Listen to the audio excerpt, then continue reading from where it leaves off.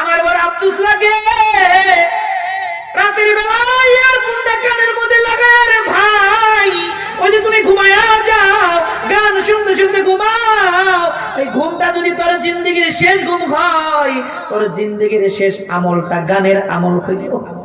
কারণ পয়গম্বর বলেছে, যার জীবন যাপন যেমন হবে, যার আমল যেমন হবে, মৃত্যু তেমন হবে।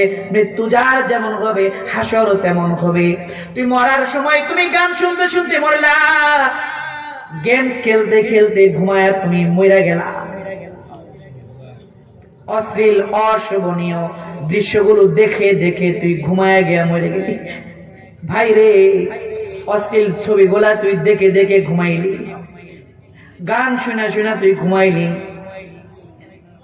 ছবি নাটক গুলো দেখে দেখে তুই ঘুমায় গেলি। এই ঘুমটা যদি তোর জিন্দেগির শেষ ঘুম হয়, কি আমল নিয়া তুই ময়দানে মাশরে দাঁড়াবি? তুই কি নিয়া ময়দানে মাশরে দাঁড়াবি? জিন্দেগির দুনিয়ার প্রত্যেকটা জিনিসের ওয়ারেন্টি গ্যারান্টি আছে রে ও ভাই। তোমার আমার ওয়ারেন্টি আর কোনো গ্যারান্টি নাই। যে কোন মুহূর্তে মৃত্যুর করাঘাত তোমার আমার দরজায় হতে পারে।